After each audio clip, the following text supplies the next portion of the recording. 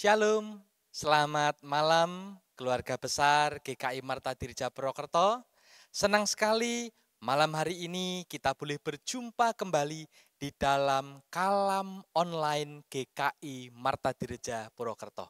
Hari ini Jumat 1 November 2024 kita diajak untuk bersama-sama merenungkan tema Bersama Tuhan Aku Bisa. Dasari dari kitab Yosua pasal 3 ayat 1 sampai dengan ayat yang ke-17. Dan nanti kita akan membahasnya bagian demi bagian. Bapak Ibu Saudara, kehidupan perjalanan seorang manusia dan juga bahkan terkhusus sebagai gereja, sebagai umat Tuhan, kita digambarkan seperti kapal yang mengarungi lautan yang begitu luas.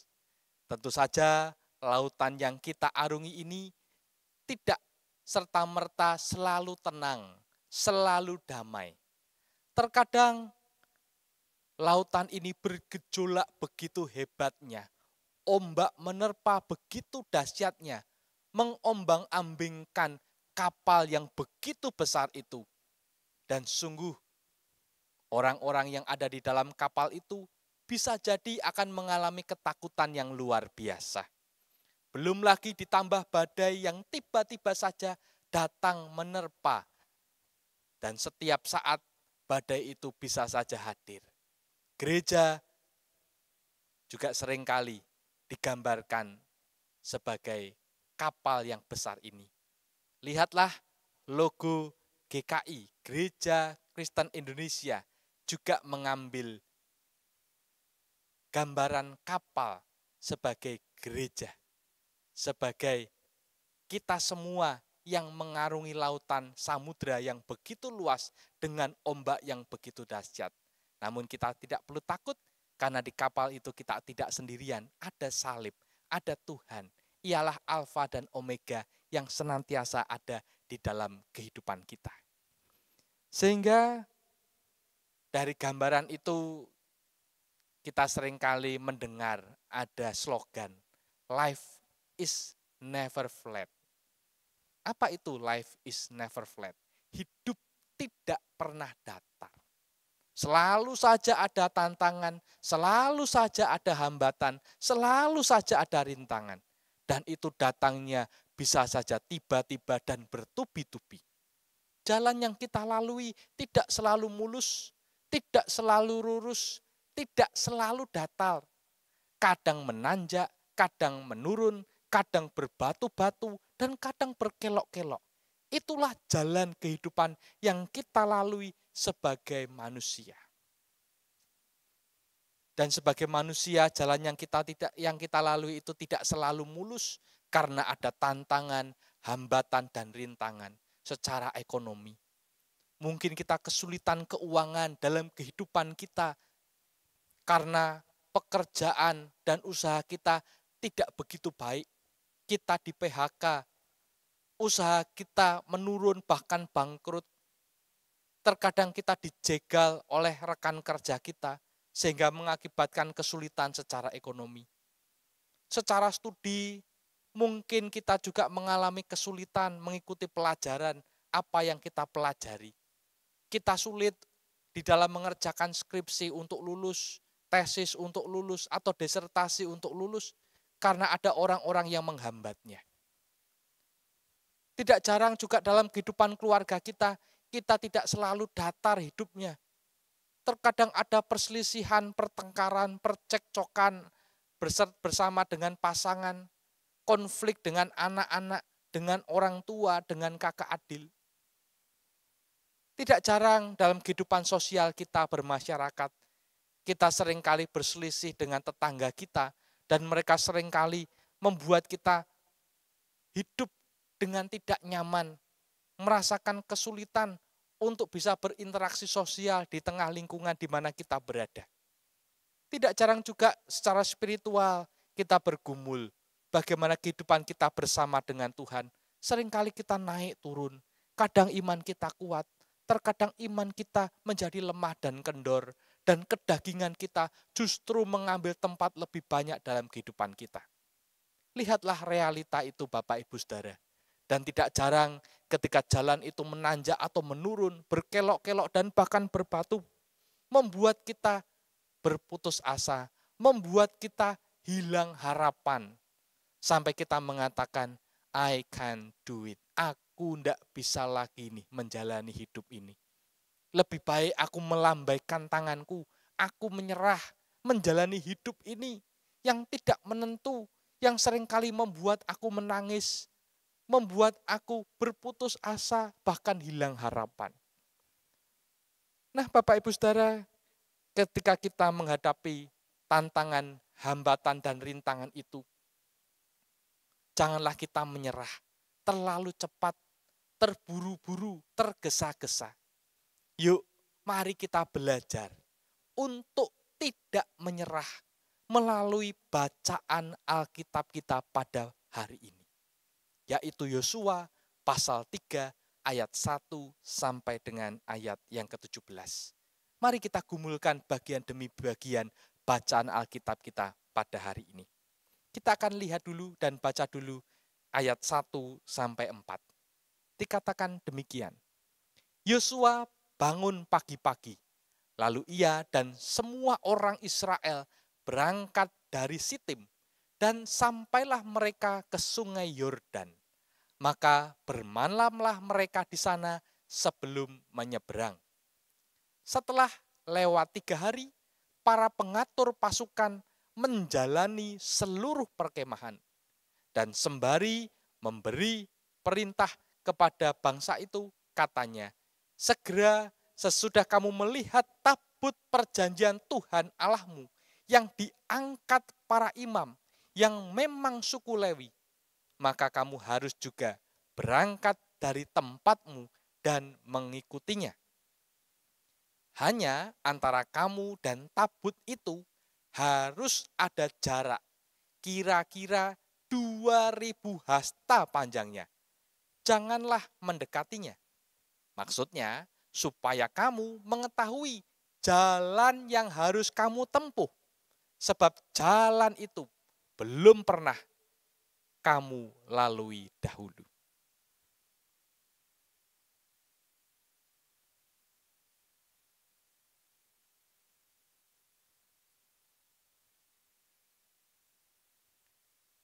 Bapak Ibu Saudara,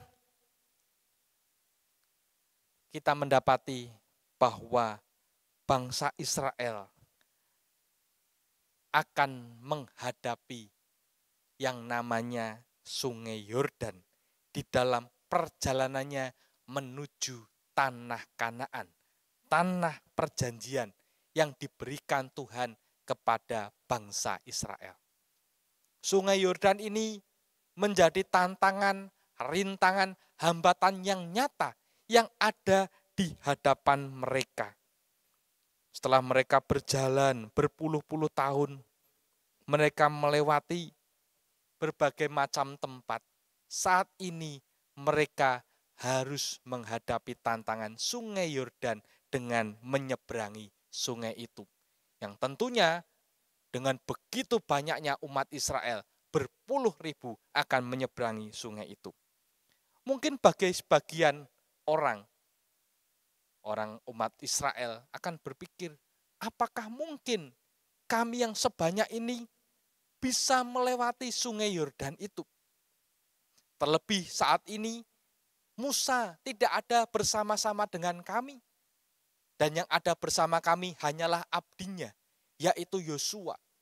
Bagaimana kami harus menyeberangi sungai Yordan itu untuk menuju tanah perjanjian yang dijanjikan oleh Tuhan.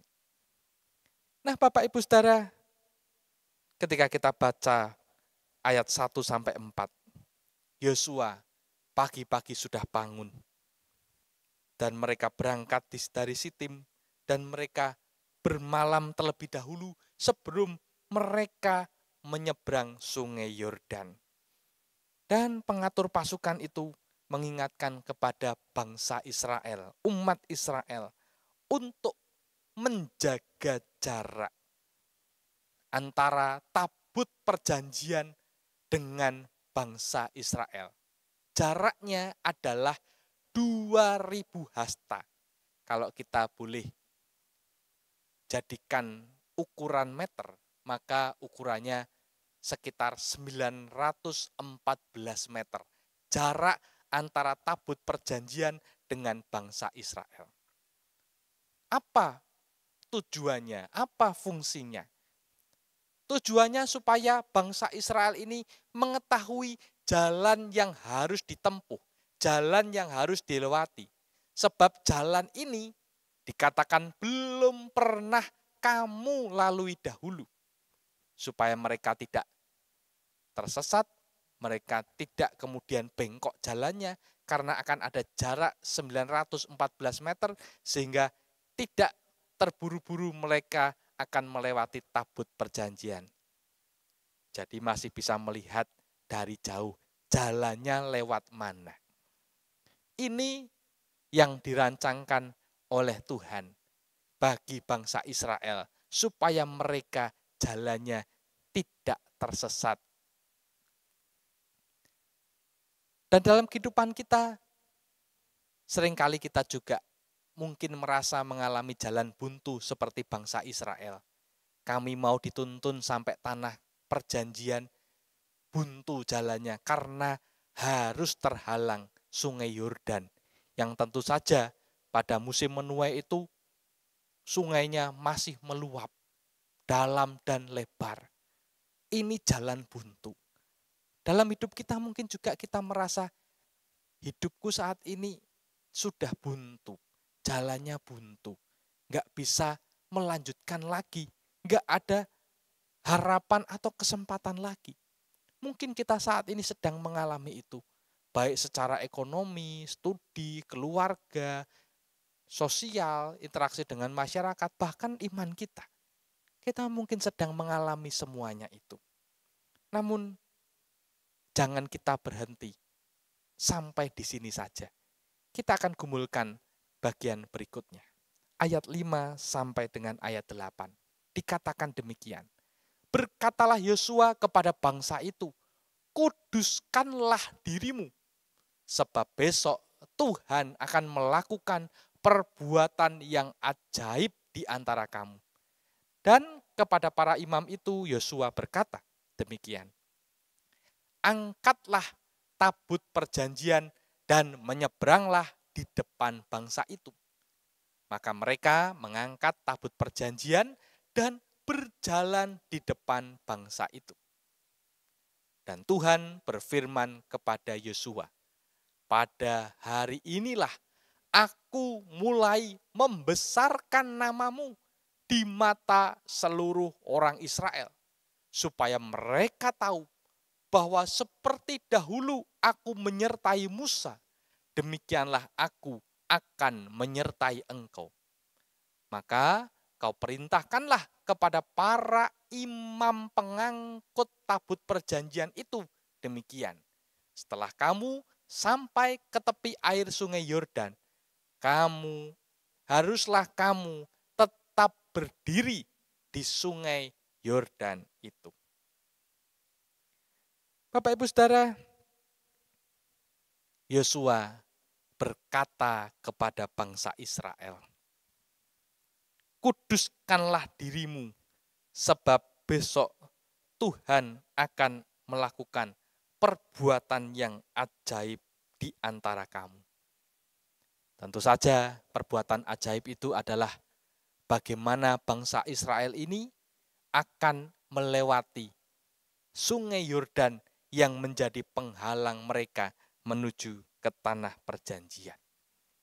Sungai yang sangat lebar dan dalam ini menjadi tantangan, hambatan, dan rintangan mereka. Mereka pun dengan jumlah yang banyak tentu tidak mudah untuk menyeberangi sungai Yordan ini. Namun Yosua dijanjikan oleh Tuhan bahwa ia akan dibesarkan namanya sebagaimana Tuhan telah membesarkan nama Musa di antara bangsa Israel. Dan saat inilah giliran Yosua yang akan dibesarkan namanya, dipercaya dan bangsa Israel yakin bahwa Yosua mampu memimpin bangsa Israel menyeberangi sungai Yordan.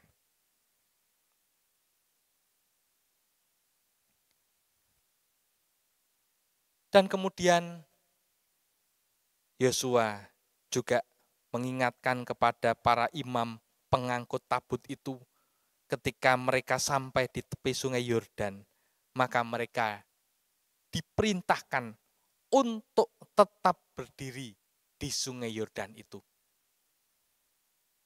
Dan mereka pun melakukan apa yang diperintahkan oleh Yosua. Di sini kita belajar bagaimana bangsa Israel diundang untuk mengkuduskan diri. Dari bahasa aslinya kados, yang artinya juga mengkhususkan diri. Ya.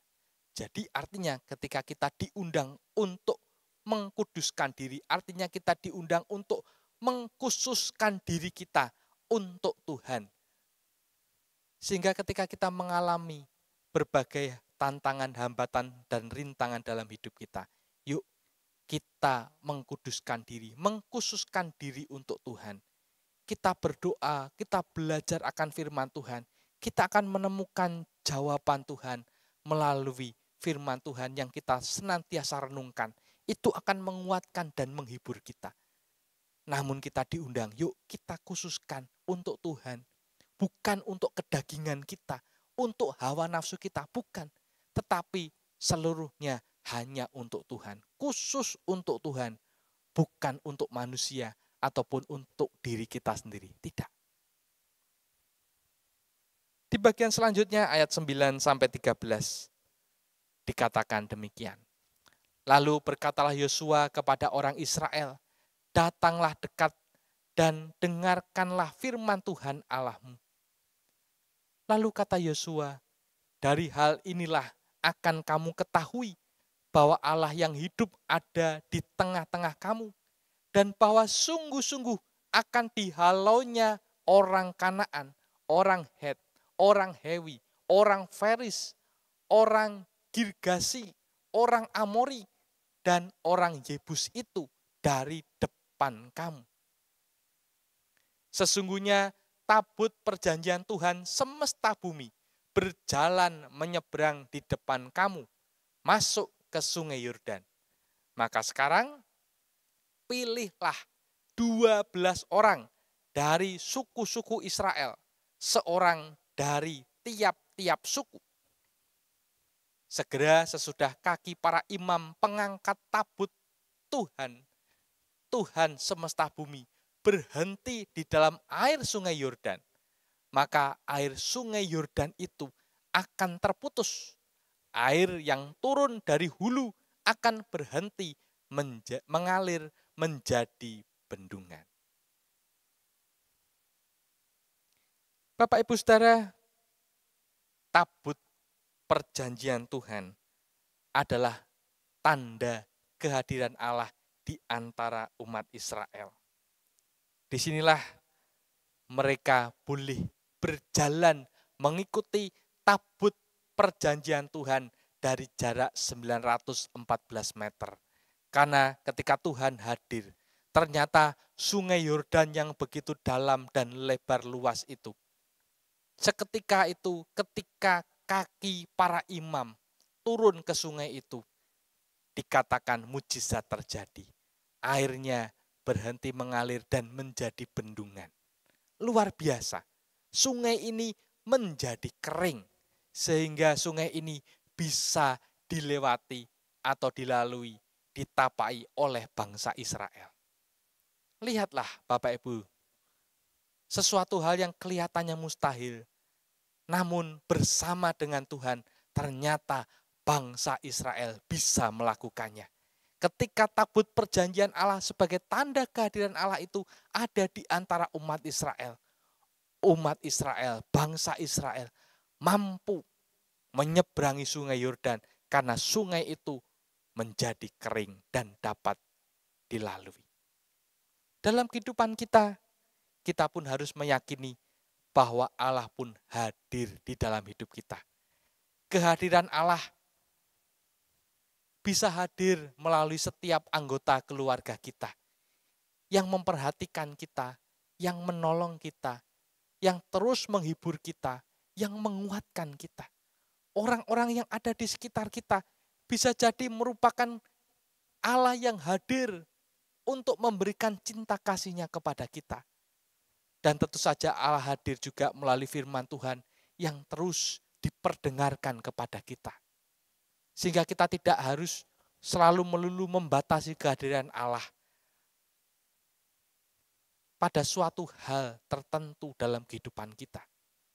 Karena pada kenyataannya, kehadiran Allah bisa melalui orang-orang yang hadir di dalam kehidupan kita yang ada di sekitar kita. Di bagian selanjutnya ayat 14-17 di bagian akhir ini diceritakan demikian. Ketika bangsa itu berangkat dari tempat perkemahan mereka untuk menyeberangi sungai Yordan, para imam pengangkat tabut perjanjian itu berjalan di depan bangsa itu. Segera sesudah para pengangkat tabut itu sampai ke sungai Yordan, dan para imam pengangkut tabut itu mencelupkan kakinya ke dalam air di tepi sungai itu. Sungai Yordan itu sebak sampai meluap sepanjang tepinya selama musim menuai. Maka berhentilah air itu mengalir.